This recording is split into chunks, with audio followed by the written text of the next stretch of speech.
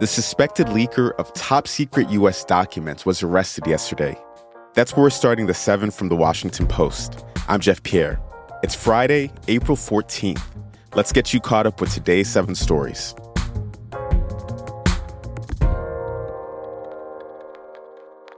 The FBI arrested a young member of the Massachusetts Air National Guard yesterday. In a news briefing, U.S. Attorney General Merrick Garland said Jack Teixeira was arrested without incident from his home in Massachusetts.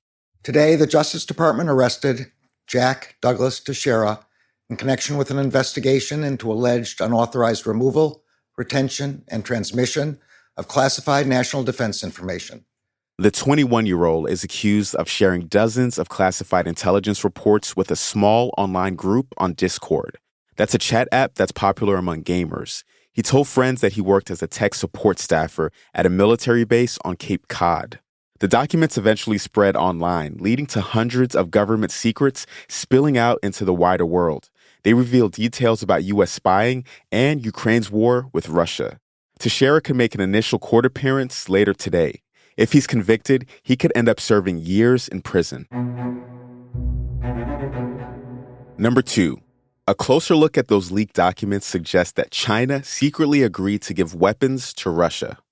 A U.S. intercept of Russian intelligence claimed that China planned to disguise the military equipment as civilian items.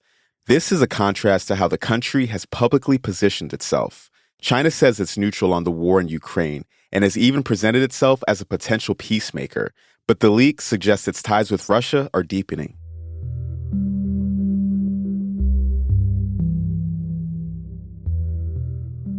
Number 3. Florida's governor signed a 6-week abortion ban into law. The ban was passed by the state legislature yesterday. It outlaws abortions after 6 weeks of pregnancy. This is before many even know they're pregnant. It's set to take effect in the coming months.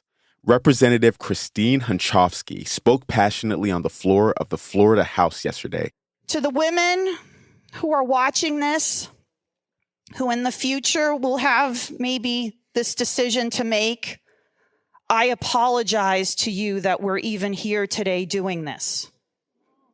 If we are the free state of Florida and we cherish life, then we should really not be voting for this bill and supporting women, their freedom, and their choices to make these decisions. Thank you.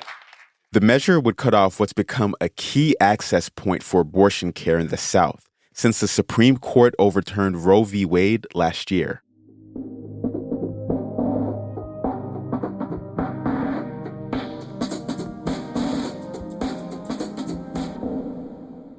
Here's number 4. The White House wants to open healthcare plans to DACA immigrants. This would be for the people who were brought to the U.S. as children but don't have permanent legal status. DACA stands for Deferred Action for Childhood Arrivals. There are about 580,000 people in that program. The healthcare plan was announced yesterday. It will give DACA recipients access to health insurance through Medicaid and the Affordable Care Act.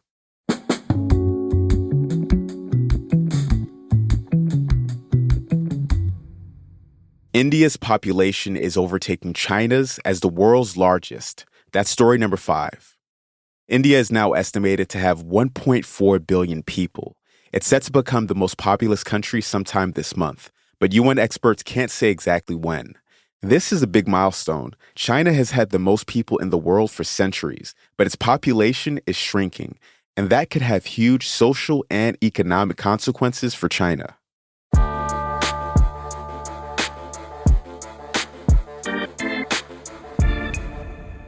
Number 6. The first round of the NBA playoffs tips off this weekend.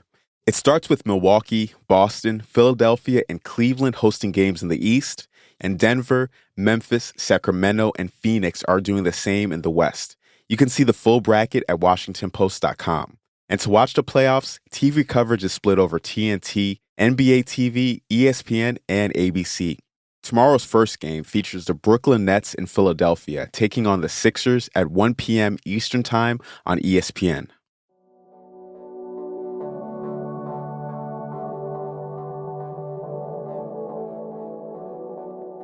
And number 7, scientists released the clearest image yet of a black hole. The image shows a supermassive black hole that sits 54 million light years from Earth. Just for context, 1 light year is roughly 6 trillion miles. The first black hole image was created in 2019. Scientists reprocessed that image to create a new, sharper one. This sharper image could help scientists better understand the physics of black holes. And the image technology can be used to study the planets orbiting distant stars.